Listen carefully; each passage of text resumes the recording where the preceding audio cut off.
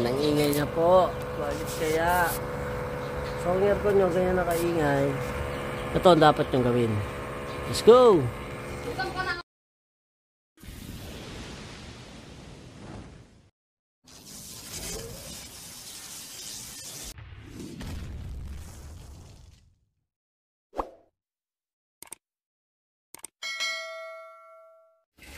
Ito mga dads, maglilinis tayo ng isang brand ng Matrix. So ayan siya. Pinasa namin siya. Then kung nakita nyo, kung naririnig nyo mga dads, mayroong maingay. So napakaingay. Then pansin nyo rin dito, dito may hangin siya. Dito wala talaga oh. Kahit konti. Wait lang. Ano ba to?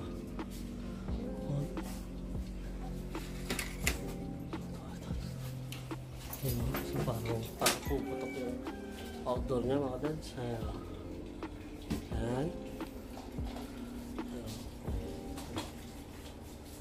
Oink. Walang hangin mga dads. Ulitin ko ha. Ayan. Wala. Ayan. So isa to sa dahilan kung bakit hindi lumalamig na maayos yung mga aircon natin. Kasi ayun nga, sa sobrang dumi. So unahin ko na kayo, madumi na. Kasi may mga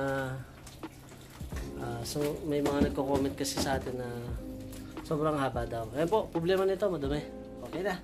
See you in my next video and then about that. So papakita natin dito kung gano'n na ba karumi itong aircon nila. So itong aircon nila, mahina na daw lumamig. So parang lumalamig naman daw siya kaso matagal, like daw dati before na pagsindi ilang pa lang malamig na, ngayon napakatagal. So ito ang gagawin mo, ang gagawin natin, tatanggalin mo yung tornilyo dito, sakay sa dito. Ayan, iangat mo lang to. So tara, let's go. Siyempre ang unang gagawin natin, papatay muna natin siya. Charan. Ayan. So kapag nagpatay kayo ng aircon mga kadads, make sure na mamamatay muna yung outdoor bago nyo ibaba yung breaker. Ayan, so wala na tayo narinig. Pwede siyang patay.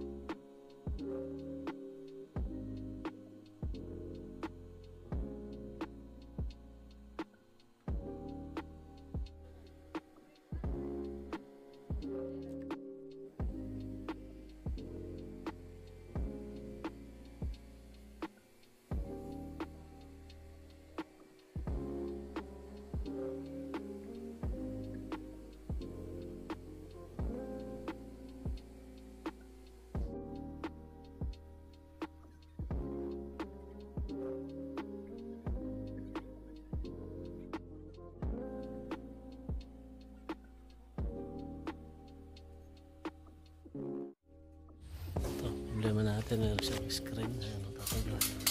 Uy.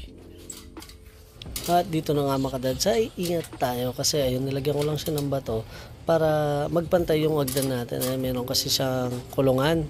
So kailangan natin makakit ng maayos dito. Dahan-dahan. Ayan. Buti na lang magana ko mga kadads. Ayan, malapit na siya. At maabot na natin. At dito ipapakita natin kung ano ba yung dahilan ng pag-iingay niya. So, tara mga kadads. Let's go! Ito mga kadads, i-reveal ko na kung bakit umiingay yung compressor nyo. Tanggalin to.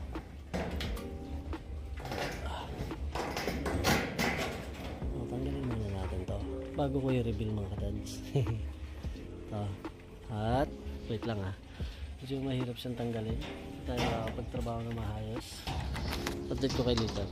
At ayun na nga mga kadads, so tabi na natin yung mga screen, saka yung screen. Then ito po, nakalas na rin natin yung fan blade, saka yung cover. May pakabit. Ayan, kapag yung ano nyo, yung aircon nyo maingay, ito po yung una nyo tingnan, lalo kung mga split type, yung may mga outdoor, ito po. Ayan, kita ba? Di yata. Dali, palitan ko lang yung cam natin. So natural na madumi. Kita ba? Makita sa ayan. So yan po nagiging dahilan kung bakit nagiging maingay at nagiging mahina. Yan po yung nagiging dahilan kung bakit nagiging maingay at mahina yung lamig ng aircon nyo. Wala na yan sa likod. Tingnan nyo. Lagyan ko lang flash. Ayan. Kita ba?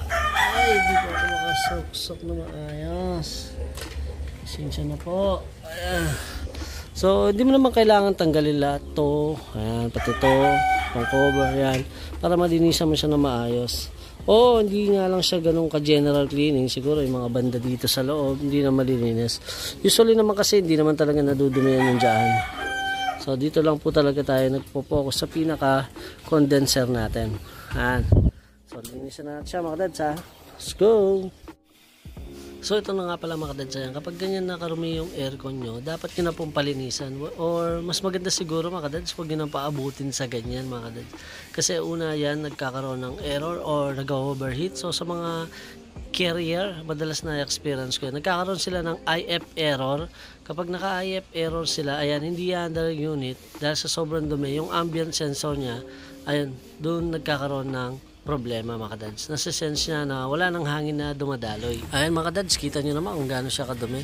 So mga kadads, kung bago ka lamang sa akin channel, ay huwag mong kalimutan mag-subscribe at click ang notification bell para updated ka sa ating mga bagong videos. At kung may natututunan ka o nagugustuhan nyo itong video nito, ay huwag nyo naman kalimutan i-like ang ating video. Ay napakalaking tulong na ito sa ating channel. So tara mga kadads, spray time. Let's go!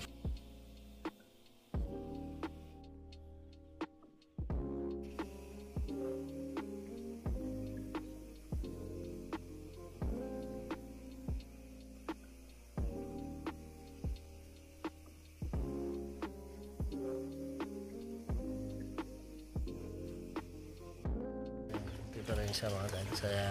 Kaya maganda talaga back and forth yung pag-spray natin. Dito ito mamaya. Siguro di ko na mabibidyo mga kadads. I-spray ko na siya dito. Okay. Update ko kayo later mga kadads kung may pagbabago ba. Let's go! Ito na nga po yung nalilis natin. Ito ay matanggal. Ayan. So, ito po yung pinagkaiba na. Ayan. So dito.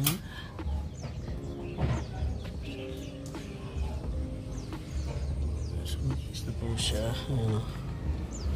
Back to the goods ha. Then ang gagawin natin, babalik na lang natin to. Yan. Wow. Matrix super inverter. So baka mamaya may nagtatanong pa bakit kaya nilagyan ng screen to. Ayan po. So nilagyan to dahil sa mga kalapate. Lagi daw kasi nilang inuuputan to. Ayun. So dinudumihan ng mga kalapate. Kaya nilagyan nila ng ganito. So, babalik lang natin mga dads. Let's go! Bap! Ay na nga finally mga dads at napaandar na namin siya. Ayan. So, yung ingay niya baka tulad ng kanina mga dads. Ayan. Narinig niyo po ba? So, wala na po ka masyadong narinig kahit tumaandar na yung compressor. Wala na. Saka unang titignan nyo mga dads, kapag marumi na yung outdoor nyo, ganyanin nyo yung kamay nyo dito. Ayan, kapag mahina na yung hangin or wala na siyang hangin mga dads, ibig sabihin marumi na siya. So kailangan nyo na tumawag ng maglilinis, or kung naglilinis kayo, ay linisin nyo na.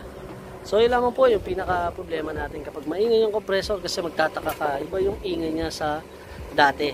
Then yung lamig niya hindi na rin natural. Ayan, at mararamdaman mo na may lamig siya pero hindi ganun kalamig at matagal na siya magpalamig. So sana may natutunan kayo sa video nito mga dads, at sana huwag nyo kalimutan mag-subscribe at click ang notification bell para updated ka sa ating mga bagong videos. So tara, see you in my next video. God bless! Ito na nga. Ayan, subukan natin ulit. At syempre mga dads, bago natin tapusin ang video nito, ay susubukan natin ulit kung naghahangin na ba talaga yung part dito kanina nawala. Ayun, nawala. Eh, syempre wala na doon. Ayan, so may kausap kasi si ma'am, si sir. Ayan, kaya silent muna tayo. Ayan po, okay na. See you in my next video. God bless!